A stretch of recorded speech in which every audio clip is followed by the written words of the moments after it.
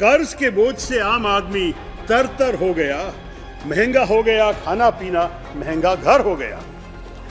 मंत्री जी के बजट की खामी हम बतलाते हैं, सिर से करके शुरू, चलो पैरों तक जाते हैं। कुछ चुनिंदा यारों के बड़े बंगले हो गए, बालों से पैरों तक आते हम कंगले हो गए। Dr. Shashi Tharoor. Dr. Shashi Tharoor, please.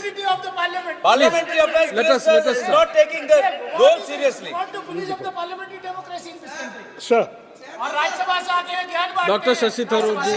Sir, I join my colleagues in deploring the absence of the Honourable Finance Minister, No, she's not who absent. had She's actually introduced the interim budget She's last coming. week. Already it has been But I coming. will nonetheless initiate the debate on behalf of my party. The budget comes at a very crucial moment for our country. We are shortly heading to the polls to decide who should lead the nation. But on what basis will the people come to this decision? Because when in 2014 they did offer a mandate to this current ruling dispensation, they did so with the hope that the government would come through on its bloated rhetoric of Sabka Saath, Sabka Vikas, the illusory promise of inclusive development for all Indians. Now, fast forward 10 years later, sir, and we find the people of this country have been sadly betrayed by a government whose economic mismanagement in this past decade has left the people of India staring at widespread distress, hardship, low incomes and high unemployment. Now, the first glimpse of their economic ineptitude came with the reckless decision of demonetization that broke the back of the Indian economy and resulted in a monumental disaster where poor and middle-class citizens suffered and in several cases even died while waiting in long lines to convert their notes, while the wealthy friends of the government managed to exchange their currency with ease. We must also not forget the sudden no-notice lockdown of 24 March 2020, imposed without warning or planning, which led to lakhs of migrant workers walking, trudging thousands of miles, kilometers back to their homes. During that national lockdown, sir, the most stringent in the world, between April and May 2020, individual income in India dropped by 40%. The bottom 10% of households lost 3 months' worth of income. Over its first 2 terms, this government demonstrated that its specialty was to issue policies marked by haste, incompetence and complete disregard for its own citizens. Just 1 minute. The House has taken up the discussion and voting on demand for grants on account for the year 24-25. Sri Suresh Kodinwani and Srimati Aparupa Podar have tabled cut motions on the demand for grants on account. If the honourable members want to move their cut motions, they may send a slip at the table within 15 minutes, indicating the serial number of the cut motions they would like to move. A list showing the serial numbers of cut motions treated as moved will be put up on the notice board shortly thereafter. In case the members find any discrepancy in the list, they may kindly bring it to the notice of the officer at the table immediately. Now proceed, Dr. Sir. I'll resume, sir, where I left off and welcome the Finance Minister to this House.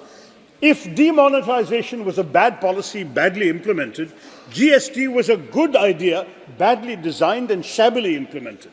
The goods and services tax has been used to trample over the financial autonomy of our states, and when coupled with demonetization, it resulted in finishing off India's job-generating small, micro and medium businesses. It caused a 45-year unemployment high and ended the economic recovery that had begun in 2013, all while failing to achieve any of its stated objectives.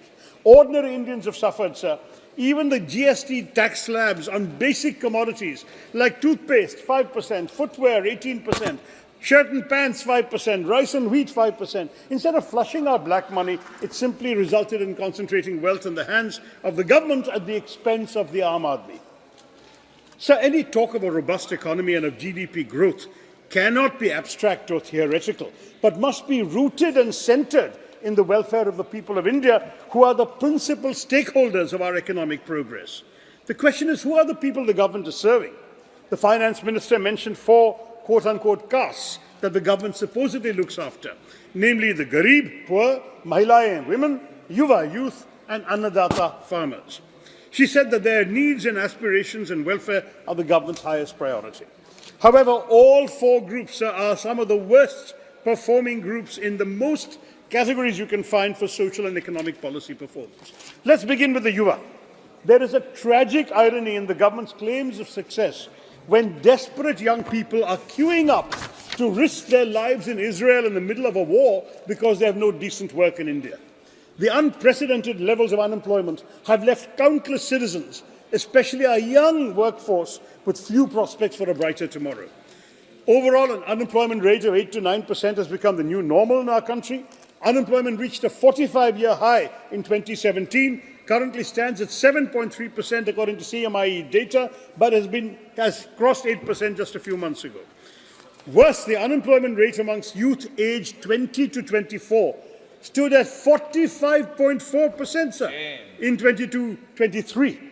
The Indian economy actually employs fewer people today than it employed in 2012. The data we have actually for the government is only 2018 and 2012, but that's where we have it. We employ fewer people. Agriculture and manufacturing jobs have gone down. Financially precarious construction work and low-end service roles are the only ones where they've seen any sort of employment. No wonder people are so prepared to risk their life and limb for a job in Israel, risking dying to make a living, sir. That's what our young people have been reduced to. Periodic labour force survey data shows that regular salaried employment has stagnated for 5 years. Talk of self-employment, which the government does, is a cop-out, because most of the self-employment is unpaid family labour, which is disguised unemployment. Experts reckon that the growing army of self-employed in any case constitutes very low-quality employment, and unpaid workers have increased from 40 million in 2017 to 95 million last year. You can call them self-employed, but unpaid workers are not counted as employed by the ILO, the International Labour Organization. Now, the share of agriculture in total employment has gone up, which is an indication that there are not enough jobs available outside of agriculture. To this, the government offers schemes like Skill India as a palliative. Skill India has set out a goal of skilling 40 crore workers by 2022, but if you look at the grand total trained under the Pradhan Mantri Kaushal Vikas Yojana, it is 1.3 crore, not 40 crore. And of that 1.3, only 24 lakh people have been placed in jobs. Skill India has been a failure, sir. The workforce share that was formerly vocationally educated trained in 2012 was 2.3%. In 2023, after 10 years of this government, the share has gone from 2.3 to 2.4%. What should we say? Congratulations. All this crying about Yuva Shakti. The truth is that their future looks bleak, sir. Affairs Minister is disrupting the Finance Minister. Sir, here is one landed member speaking, please. Have the courtesy to listen. The Finance Minister doesn't wish to hear any uncomfortable truth, sir. This is pre-planned, sir. This is pre-planned. Please. The young people of our country are facing a double whammy. Falling labour participation rates and shockingly high unemployment, as I've just described, while the minister was otherwise occupied. Government praises the startup culture as an alternative, but fund-starved startups fired nearly 18,000 people in 2022. Startup fundraising activity is so subdued, sir, that in all Indian startups put together raised just $1.1 billion in January, down 75% compared to January of the previous year. Let's turn to MSMEs.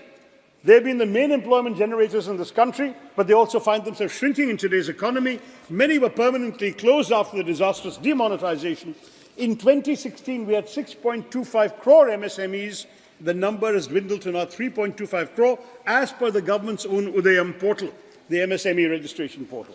More than 60% of the conventional micro-enterprises in our country, which were engaged in business activities for more than 10 years, have perished. They've been closed, sir. So that's the picture we are seeing. What is the stage of employment generation? We have to ask the government, kiska saath or kiska vikas? The question again brings me to yet another aspect of the government's underperformance, woefully ignored in the Honourable Finance Minister's speech. She said people are living better and earning better. Average real income, she said, has increased by 50%. But first, there's no data available on individual household income. So how does the government say it's increased by 50%? If she's merely talking per capita GDP, sir, that is not a valid comparison, as per capita GDP will go up on the basis of people who are rich at the top of the pyramid without actually affecting the incomes of those at the bottom. If Mr. Adani and Mr. Ambani walked into this chamber right now, every MP would discover that our per capita income has gone up. Right? But the moment they leave this room, we would all revert to reality. That's the problem with using per capita as her guide. A critical appraisal reveals that technically some incomes have gone up on per capita basis, but if you're middle class, lower middle class or poor, your incomes have shrunk. That's the inequality in our country today. There's a Reuters survey this month, sir, stating that over 85% of the interviewed families reported stagnant or lower incomes compared to the years before the pandemic. Post-pandemic, the poorest 20% households in India saw income levels shrink 52% from their 2015 levels. And this is as per the latest India's Consumer Economic Survey. Compare this with the pre-2014 period that the finance minister put so much effort to discredit. During UPA 2, 2009 to 14, real agriculture rural wages grew at 8.6%. In contrast, during NDA 1, growth of real farm wages decelerated to 3.3%, and under NDA 2, the annual growth rate of real rural wages has become negative, sir. Can you give the exact thing? Agriculture wages minus 0.6%, non-agricultural minus 1.4%. So rural India is suffering reduced income, sir.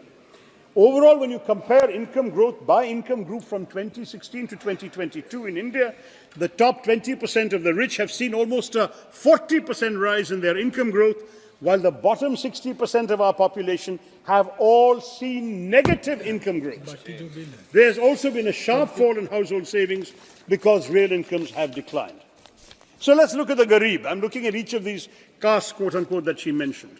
The government claims it made 25 crore people free from multidimensional poverty in the last 10 years. Now, that claim has to be interrogated. First, if 25 crore have indeed been freed from poverty, why are 81 crore still receiving free food grains? Second, how is the government expecting us to trust their number when consumption expenditure surveys were not done from 2014 onwards to 2022, and the National Multidimensional Poverty Index has been attacked by experts here and abroad who question both the manner and methodology with which it is calculated? The truth is the government's record is disillusioning. The UPA era created the fastest ever decline of poverty levels in India's history between 2005 and 15, whereby 271 million or 27.1 crore Indians were lifted out of poverty, providing what UNDP called the greatest relative development for the poorest 40% during this period. Under the BJP, I'm still quoting international sources, 230 million Indians or 23 crore slipped into poverty during the pandemic, and according to the World Bank, an astounding 80% of the world's people who slipped into poverty in 2020 during the pandemic were from India. 80% going below the poverty line were from India. But there's worse. The National Survey Organization has not conducted its quinquennial national consumption expenditure surveys to identify the proportion of people below the poverty line. The global poverty line at one point was $1 a day, now it's $2, according to World Bank and UN figures. But in India, despite all the government's tall claims of growth, the official national poverty line is very low, at rupees 1,286 per month per person in urban areas and 1,059 per month per person in rural areas. Has the government raised 25 crore people above these levels? There's no indication. The Indian government has conducted no survey, neither a national consumption expenditure survey, and of course no national census either. We are in a statistical void, and what we only have is this multidimensional poverty index of the Niti Aayog, which is a new index they have created, which cannot be compared with any past poverty numbers. We have absolutely no basis for judging whether poverty has actually gone down, as the finance minister claims. As we all know, on issue after issue, NDA apparently stands for no data available. Now, one of the greatest disservices that this government has done to India is that a country which enjoyed a global reputation for reliable statistics is no longer trusted on its numbers, from COVID death claims to real-life economic indicators. These are really horribly disenchanting figures that seek to mask but in fact reveal the government's mismanagement of our economy. The finance minister calls inflation moderate, but the fact is he's not acknowledging that the Indian middle class and poor have been left defenseless in the face of rising inflation. Retail inflation measured by the CPI rose to a 15-month high of 7.44% in July 2023. But a recent survey by the data analytics firm Kantar found that 57% of Indians are worried about rising inflation. Look at wholesale market prices from December 2023, just a month ago, 19.6% higher when compared with the same month the previous year. Paddy became costlier by 10.5%, milk by 7%, vegetables by 26.3% year on year. And this is linked to growing nutritional concerns. The State of Food Security and Nutrition in the World report, another unimpeachable international document, says that a significant 74.1% of India's population cannot afford healthy food. This translates to over 100 crore people in India facing a crisis of inadequate nutrition, and it's a distressing number that is substantiated by our dropping to the 111th rank out of 125 countries in the 2023 Global Hunger Index. Even in the latest interim budget speech, the finance minister spent a lot of time celebrating the success of GST, amassing a lot of revenues. But her speech was not punctuated this year with any verses or shairis, not even from Tiruvallur. So I prompted a poet friend of mine to put the plight of the suffering it caused the Aam Aadmi into verse. And I'd like to share it with her to italicize the really sad state of the Indian economy from the point of view of a common man like this Kavi. कर्ज के बोझ से आम आदमी तर-तर हो गया, महंगा हो गया खाना पीना, महंगा घर हो गया. मंत्री जी के बजट की खामी हम बतलाते हैं. सिर से करके शुरू, चलो पैरों तक जाते हैं. कुछ चुनिंदा यारों के बड़े बंगले हो गए, बालों से पैरों तक आते हम कंगले हो गए. माना आप डाई नहीं करते, पर कहीं तो करते हैं. इतनी महंगी हो गई डाई कि लगाने से डरते हैं. चश्मे के दामों को सुन, आंखें रो गई. कम लगाओ टूथपेस्ट, पेस्ट भी महंगी हो गई. बाल कटाने से भी हम अब कटने लग गए. बिना क्रीम के हाथ पैर भी फटने लग गए. फट गई कमीज की कॉलर, पर नहीं तो नहीं ले नहीं सकते. जीएसटी इतना ज्यादा है हम दे नहीं सकते. पूछ रहा था कोई, हम वजन कैसे घटाते हैं? जब से सब्जियों के दाम बढ़े हम कम से खाते हैं. दिखा के लॉलीपॉप वो भरमा कर चले गए. इस बार भी वो अपने ही गुण गाकर चले गए. कैसे सोच लिया कि जनता फिर से माफ करेगी. कैसे सोच लिया कि जनता फिर से माफ करेगी. इस बार चुनावों में जनता जड़ से साफ करेगी.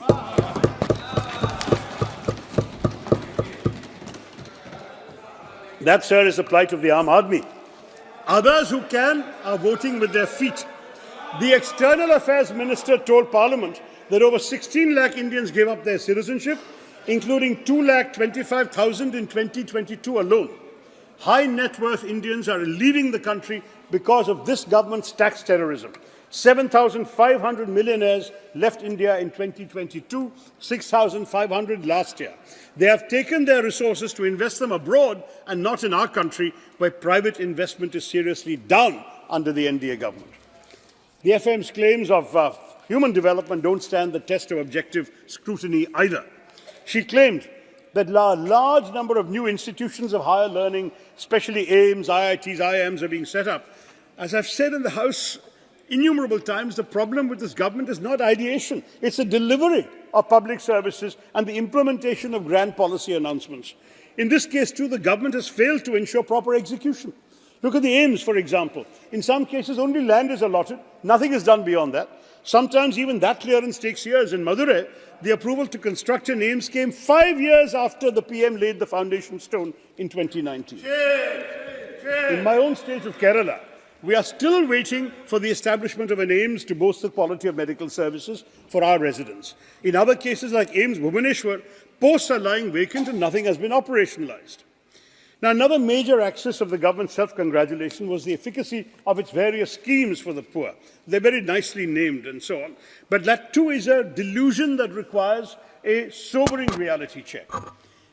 In the last fiscal year for which we have numbers, 90 lakh beneficiaries of the government's flagship Pradhan Mantri Ujjwala Yojana did not refill their cylinders. Data revealed through an RTI showed that of the 9.58 crore PM Ujjwala Yojana households, 1.8 crore brought no refills, while another 1.51 crore bought just one refill.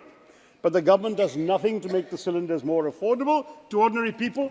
It's all headline management, bottom line mismanagement. In fact, most of the government's successes actually let down. Jan Dhan, 51 crore Jan Dhan accounts were created, but over 20% of them are inoperative as of December 23, last month, just a month ago. Nearly half the inoperative accounts belong to women. So much for Nari Shakti. Ayushman Bharat, in August 2023, the CAG found that 43,000 crore had been misappropriated in the Ayushman Bharat scheme. Manrega, which the Prime Minister had disparaged in his first Lok Sabha speech of 2014. Demand for Manrega continues to be higher even than pre-COVID levels, despite the low wages being given and the various bottlenecks in accessing the scheme. Between April and December 2023, just the last 6-month phase, a record 231.34 crore person days were generated across all states, at a time when the government had drastically reduced the budget for the scheme by 33% in the last budget. They then had to seek supplementary funds of 16,000 crore in December. If the economy is so good, if jobs are so plentiful, why did the revised estimate for Manrega 2023-24 increase by 43% compared to the budget estimate? Let's turn to the Annadatta. Close to 689 lakh farmers enrolled under the Fasal Bima Yojana during the 2023 season. Claims were only paid to 7.8 lakh farmers. Are you supporting your applicants or not? The number of beneficiaries enrolled under the PM Kisan Samman Nidhi Yojana decreased from 11.84 crores in 2019 to 3.78 crores in 22, marking a 67% decline, sir. And CAG tells us over 3,000 crores were reportedly siphoned away from the PM Kisan scheme through the creation of fake beneficiaries using publicly available Aadhaar details. In fact, the total expenditure to the Ministry of Agriculture and schemes related to farmers' welfare has been declining as a percentage of the total budget outlay since 2019.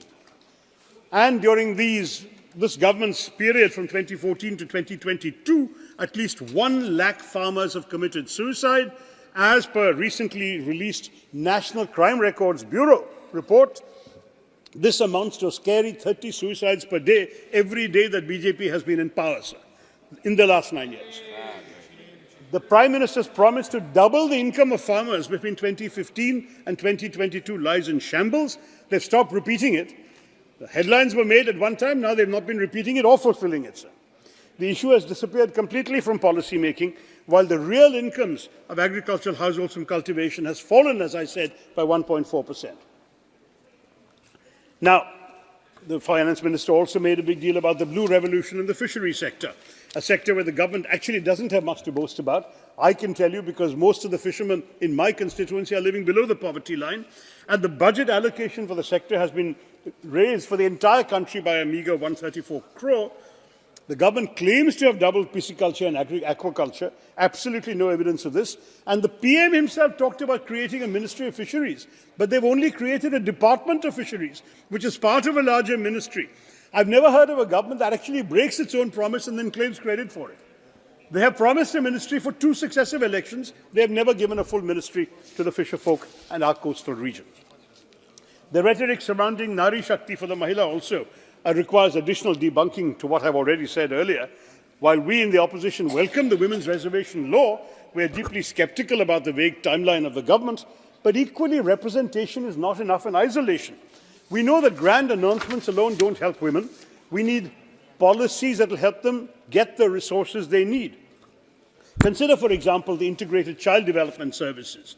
You've rebranded it, of course, your phraseology is always great, Saksham Anganwadi and Poshan 2.0. But your budget for integrated child development has actually declined, even while new labels are coming. We have gone in the course of the Modi government's existence to reduce money available for child development.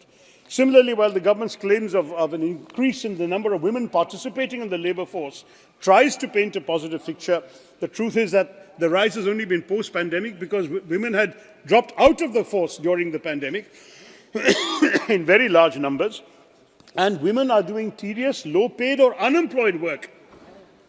I beg your pardon, unpaid work, which is technically unemployment in this country. India ranks 127 out of 146 countries in the Global Gender Gap Index 2023, a searing indictment of our inability to provide the space that our women need to survive and thrive in the labour force. So much then for all the claims of empowering the Garib, the Mahilayen, the Yuva, the Annadata.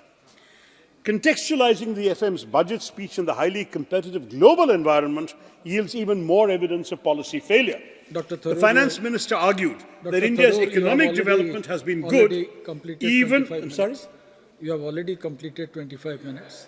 5 minutes more, sir. I'll quickly wrap The up. party has The 33 finance minister has argued that India's economic development has been good, even as GDP growth averages a modest rate post-COVID.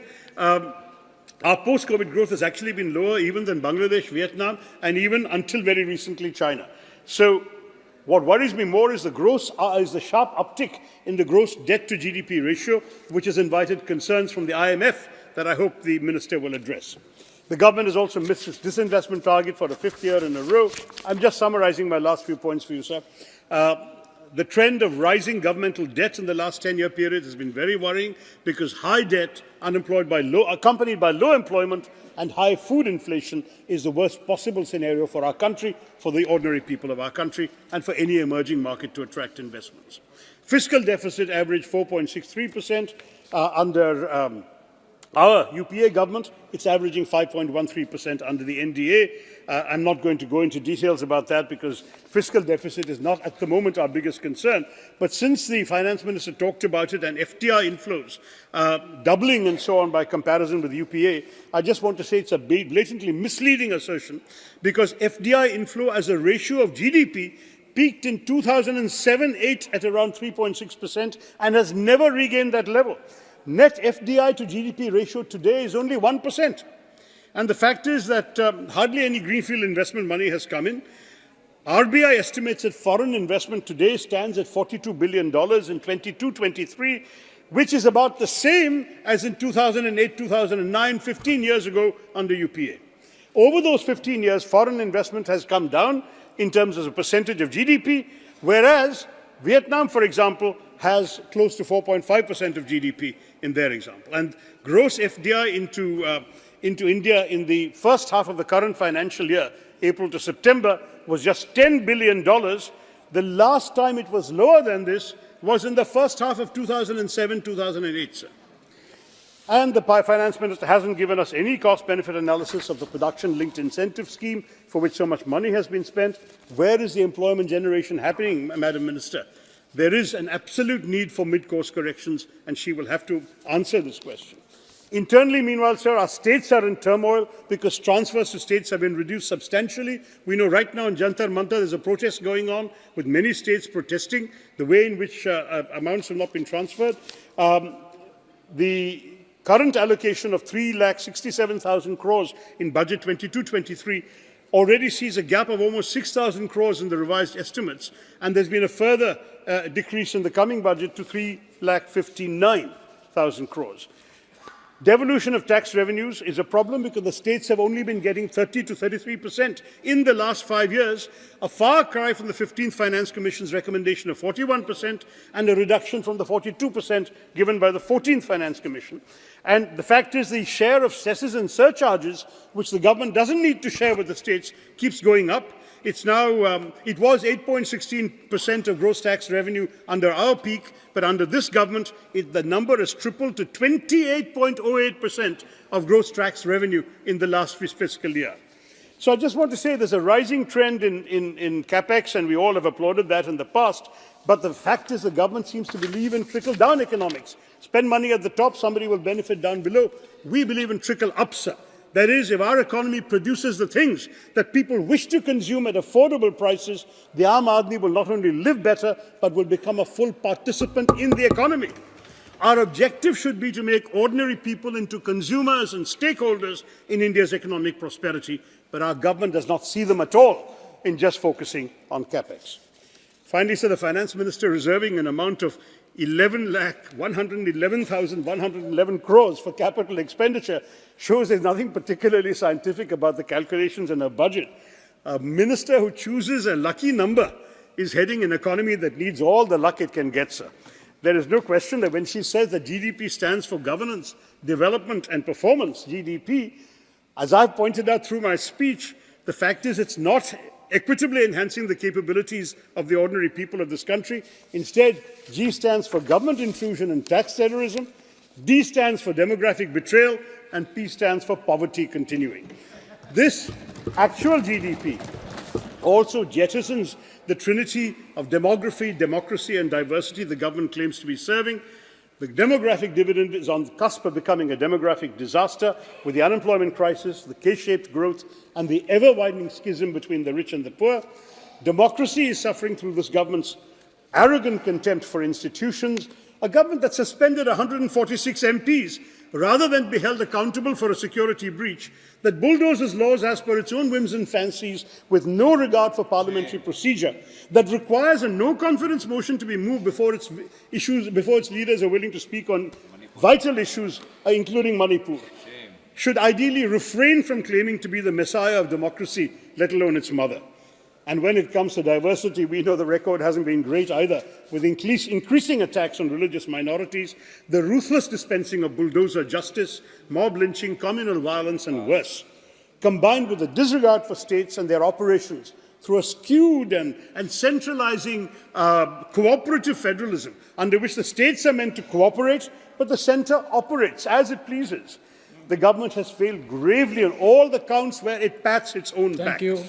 Therefore, sir, I'm concluding, this House must realize the game of smoke and mirrors that the government is playing with the interim budget, with nearly no redressal of the real crises plaguing our economy and affecting the Aam Aadmi. It is high time that this election gives others an opportunity to show up their shallow rhetoric for what it is, which is all talk and no action. Thank you, Mr. Chairman. Thank you. I should thank you, Dr. Tharoor. It is not only your eloquence. Stay ahead with our cutting-edge news app. Instantly access the latest shorts in just 1 minute and breaking news in just 50 words. Download now for a smarter, faster news experience.